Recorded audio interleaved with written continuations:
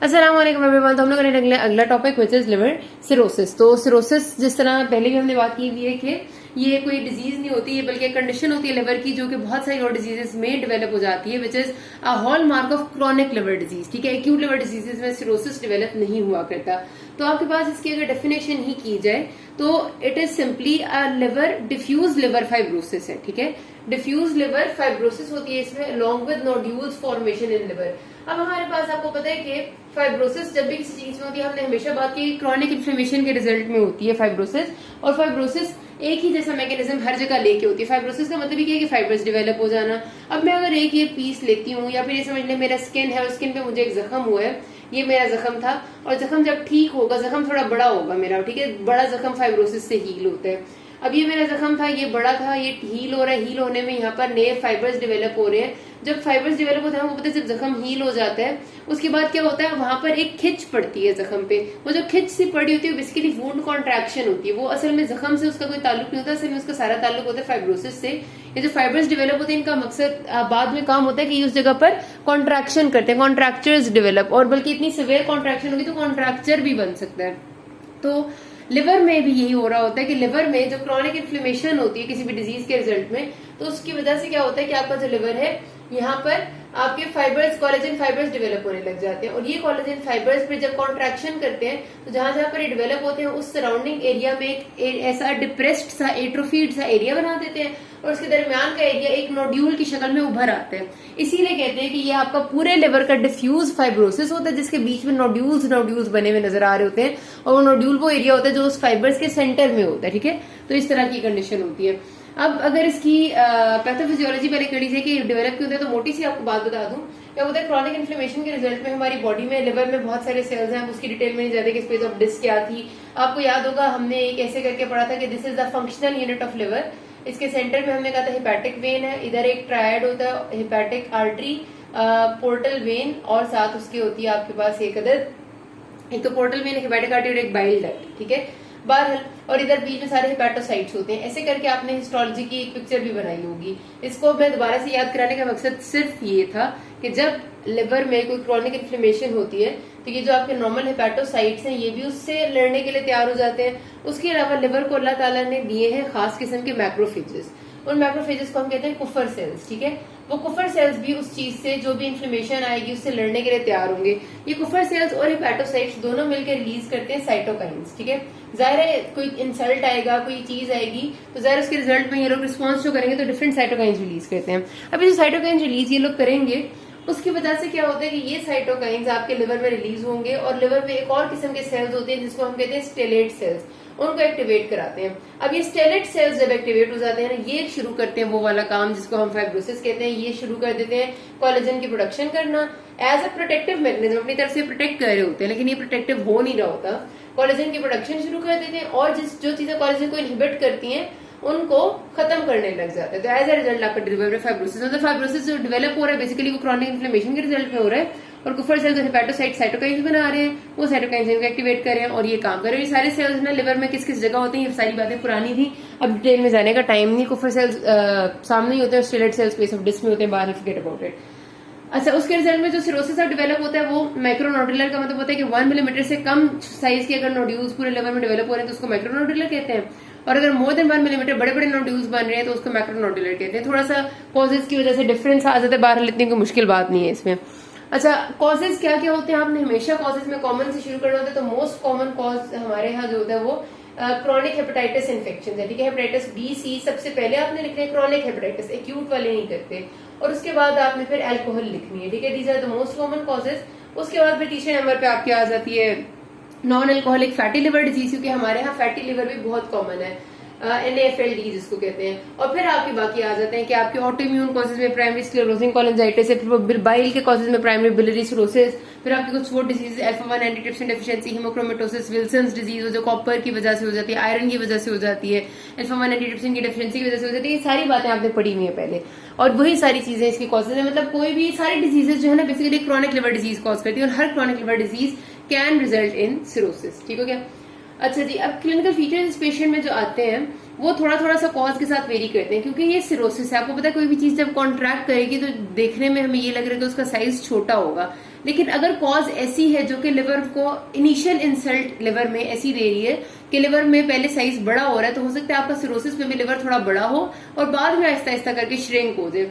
तो हेपेटोमेगैली आपको मिल सकती है, इंक्रीज लिवर साइज, और वो सिर्फ कुछ कंडीशन में, जैसे अल्कोहलिक लिवर डिजीज जो होती है ना, उसमें आपकी शुरू में जो एक्यूट इन्फ्लेमेशन और जो शुरू में प्रोसेस हो रहा होता है उसमें लिवर का साइज इनलार्ज हो रहा होता है। तो एज ए रिजल्ट जब सिरोसिस डेवलप होना शुरू होता है तब भी लिवर थोड़ा बड़े साइज का ही होता है, और इवेंचुअली जब पूरा लिवर सिरोसिस में चला जाएगा ना, उसके बाद तो हेपेटोमेगैली खत्म हो जाएगी, फिर हेपेटोमेगैली नहीं रहती।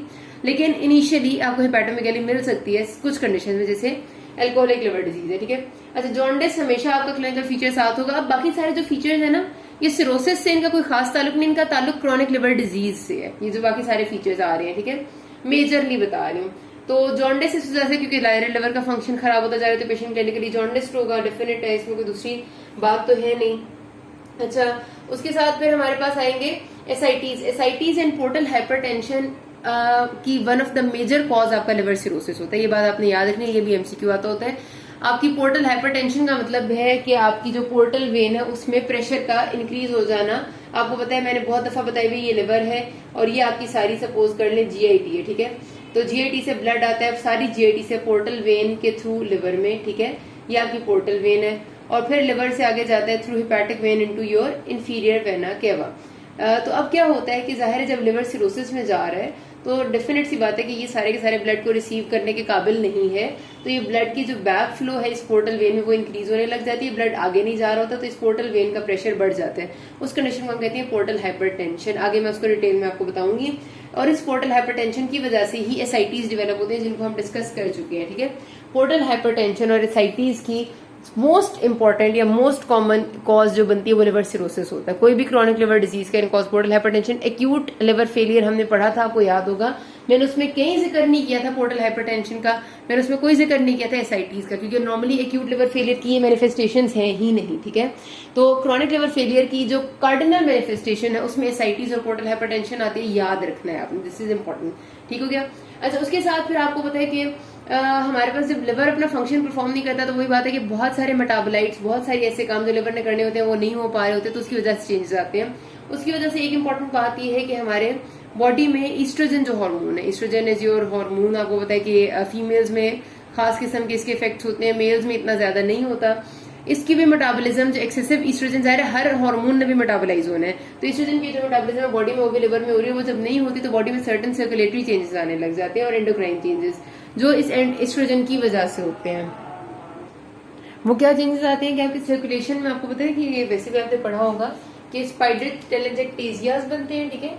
उसके अलावा पामर एरिथमा होता है। अभी स्पाइडर टेलेंजेक्टेसियाज या पामर एरिथमा ये दोनों चीजें शो करती हैं आपकी सर्कुलेशन ज्यादा हाइपर डायनामिक होती है। पामर एरिथमा का मतलब होता है आपको हथेलियां लाल लाल फील होती है। स्पाइडर टेलेंजेक्टेसियाज स्किन पे किस तरह से नजर आते हैं, आपको रेड कलर का एक ऐसे एरिया नजर आएगा कि सेंटर में ऐसे होगा और साइड में जिस तरह वेब होता है ना उस तरह से यू करके पूरा जाल सा आपको नजर आएगा। वो बेसिकली होता है कि सेंटर में एक डायलेटेड आर्टीरियोल होती है और साइड पे उसकी जो फ्री फ्लोइंग ब्लड होता है उससे कैपिलरीज भरी हुई होती है। अब प्रॉब्लम ये होती है कि नॉर्मली आर्टीरियोल्स या आपको पता है कि आर्टरी से आर्टीरियोल बनती है और उससे फिर कैपिलरी बनती है। हर चीज को कॉन्ट्रैक्ट और रिलैक्स करने के लिए रास्ते में छोटे छोटे स्फिंक्टर्स हैं, उनके आसपास मसल्स हैं जो स्फिंक्टर के तौर पे एक्ट कर रहे हैं, जो इनके अंदर ब्लड को कंटेन रखते हैं। अब जब ये स्फिंक्टर्स काम नहीं करेंगे तो आर्टीरियोल्स रिलैक्स हो जाएंगी, रिलैक्स होंगी तो ब्लड इनके अंदर कलेक्ट होगा और ये पिन पॉइंट ऐसे उभर के स्किन पे अपेयर होंगी और उसके साइड पे फिर जो कैपिलरीज जो ये ब्लड सारा का सारा आर्टीरियोल से ले रही है, क्योंकि सारे एक आर्टीरियोल मल्टीपल कैपिलरीज में डिवाइड होती है ऐसे, तो ये सारी कैपिलरीज उसके बाद आपको नजर आएंगी बिल्कुल इस तरह से। अब ये क्यों वो मसल्स है जो इसके आर्टीरियोल के गिर्द जो मसल्स हैं वो क्यों डायलेट हो जाते हैं, क्यों कॉन्ट्रैक्ट नहीं कर पाते, क्योंकि एक तो बहुत सारे मेटाबोलाइट्स हैं जो कि कंट्रोल करते थे और अब वो एक्टिव नहीं है लिवर के फेलियर होने की वजह से। दूसरा ये ईस्ट्रोजन जो हार्मोन है इसका अपना मेटाबोलाइट भी होता है, वो भी आके यहाँ इफेक्ट कर रहा होता है, ठीक है। इसकी वजह से सर्कुलेशन भी हाइपर डायनामिक हुई हुई होती है, पामर एरिथमा होता है, स्पाइडर टेलेंजेक्टेसियाज और ये सारी जो आपको स्किन की मैनिफेस्टेशन होती है जो सर्कुलेटरी चेंजेस के तौर पे अपेयर होती है नजर आती है, ठीक है। और उसके साथ साथ आपके एंडोक्राइन चेंजेस जो होते हैं मेल्स में खास तौर पे नजर आएंगे। एक्सेस ऑफ ईस्ट्रोजन की वजह से गायनिकोमेस्टिया हो जाएगा, ब्रेस्ट एनलार्जमेंट हो जाएगी, लॉस ऑफ लिबिडो हो जाता है, मेल हेयर पैटर्न खराब हो जाता है, फीमेल्स में मेंस्ट्रुअल साइकिल डिस्टर्ब हो जाती है, एमेनोरिया हो जाती है। तो ये सारे चेंजेस भी आपके उन हार्मोन्स की वजह से आते हैं, खासतौर पर एक्सेस ऑफ ईस्ट्रोजन की वजह से जो मेटाबोलाइज नहीं हो रहा। फिर हेमरेजिक टेंडेंसी, आपको पता है लिवर का बहुत इंपॉर्टेंट काम होता है कि इसने आपके क्लॉटिंग फैक्टर्स सिंथेसाइज करने हैं। जिनमें क्लॉटिंग फैक्टर सिंथेसाइज नहीं होंगे तो कोएगुलोपैथी हो जाती है। कोएगुलोपैथी is very important hallmark for both acute and chronic liver disease, ठीक है। तो आपकी जाहिर है जब क्लॉटिंग फैक्टर्स नॉर्मल नहीं होंगे तो ब्लीडिंग टेंडेंसीज बढ़ जाएंगी, हेमरेज की टेंडेंसी इजीली ब्रूज हो जाता है, गम्स ब्लीड करने लग जाते हैं, आपके नाक से खून आने लग जाता है। तो ये फीचर्स आते हैं पेशेंट को, ठीक है। उसके साथ पोर्टल हाइपरटेंशन में आपको बता चुकी हूँ। हेपेटिक एनकेफेलोपैथी में पिछला पूरा लेक्चर दे चुकी हूँ कि आपके बहुत सारे न्यूरोटॉक्सिन्स जो लिवर ने मेटाबोलाइज करने थे वो नहीं होंगे तो आपका सीएनएस पे इफेक्ट आएगा, कंफ्यूजन, डिलीरियम, ऑल्टर्ड सेंसोरियम जैसे फीचर्स आएंगे। और उसके साथ साथ आपके कुछ और फीचर्स होते हैं कि स्किन पिगमेंटेशन इंक्रीज होने लग जाती है, या आपकी जो नाखून है क्लबिंग हो जाती है, इसके नीचे भी आहिस्ता आहिस्ता एडिमा डेवलप होता है आपके सबक्यूटिकल टिश्यू में या आपके नाखूनों के नीचे, जिससे आपकी ये हो जाती है। और हर चीज का ताल्लुक ये है कि लिवर ने जो काम करना था वो जैसे जैसे फंक्शन लूज हो रहा है वैसे वैसे उसकी मैनिफेस्टेशन आ रही है। तो ये मोटी सी इस वजह से सारी चीजें मैंने लिखी क्योंकि सिरोसिस में बहुत वाइड स्प्रेड मैनिफेस्टेशन आती हैं, जो खास तौर पे अब आपसे कोई कहे ना कि इसमें सारे के सारे फीचर्स ये आ जाते हैं सिरोसिस में। लेकिन अगर खास तौर पे कोई कहेगा कि क्रॉनिक लिवर डिजीज के क्या फीचर्स हैं, तो क्रॉनिक लिवर डिजीज में आपने 3-4 चीजों को नहीं भूलना। उसमें सबसे पहले आपकी ये एसाइटीज एंड पोर्टल हाइपरटेंशन है, ठीक है, बता रही हूँ हॉलमार्क है ये एसाइटीज, पोर्टल हाइपरटेंशन, जिनको आपने नहीं भूलना। उसके साथ आपके होते हैं वेरिसियल ब्लीडिंग, जो ये मैंने यहाँ पर नहीं लिख रही क्योंकि आपकी जो ये पोर्टल हाइपरटेंशन डेवलप होती है उसके रिजल्ट में एसोफेजियल वेरिसीज होती हैं और एसोफेजियल वेरिसीज ब्लीड करती है, ठीक है। तो वेरिसियल ब्लीडिंग और आखिर में एनकेफेलोपैथी, ये 4 चीजें जब होती है ना तो आपने हमेशा क्रॉनिक लिवर डिजीज के बारे में सोचना है।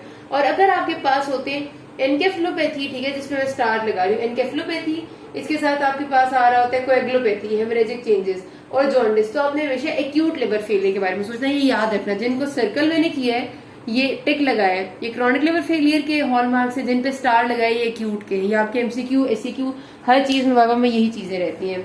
अब ये जो आपका लिवर सिरोसिस का पेशेंट है, इसको मैनेज किस तरह से करना है, तो बेसिकली इसकी कोई पर्टिकुलर मैनेजमेंट नहीं होती, पुअर प्रोग्नोसिस ही होता है इनका। इसमें हमने कॉज को ट्रीट करना होता है क्योंकि जो भी अगर कॉज कोई ऑफेंडिंग एजेंट है, हेपेटाइटिस है, अल्कोहल है, उसको ट्रीट करेंगे जिस हद तक हो सके, पेशेंट की न्यूट्रिशनल स्टेटस को ठीक रखेंगे और कॉम्प्लिकेशंस होने से बचाएंगे। कॉम्प्लिकेशंस क्या है, ये जितने भी क्लिनिकल फीचर्स हैं सारे कॉम्प्लिकेशंस है, पोर्टल हाइपरटेंशन हो गया, ascites, jaundice, encephalopathy, circulatory changes, ये सारी कॉम्प्लिकेशन डेवलप हो रही है। जिस तरह कंडीशन वर्स होगी ये ज्यादा होंगी, इनको हमने ट्रीट करना और इनको होने से रोकना है ताकि पेशेंट की लाइफ क्वालिटी बेहतर हो सके। जब एक दफा आपने सिरोसिस को डायग्नोज कर ली है तो सिरोसिस के बाद डेफिनेट सी बात है कि Aahista Aahista portal hypertension develop होगी।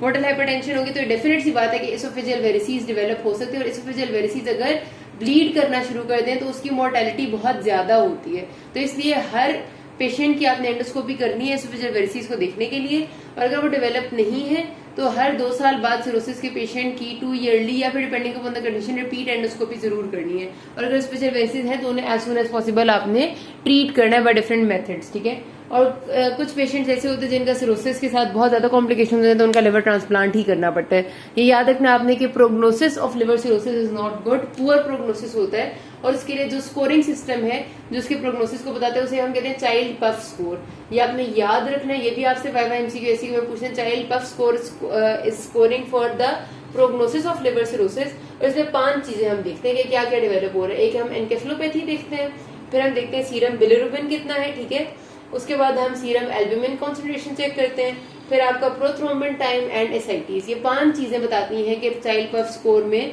कि प्रोग्नोसिस कैसा होगा। ये याद रखनी है 5 चीजें, encephalopathy, bilirubin, albumin, prothrombin time and ascites. तो यहाँ बात ये बात खत्म करते हैं, किसी को मसला हो कि नास में। Thank you.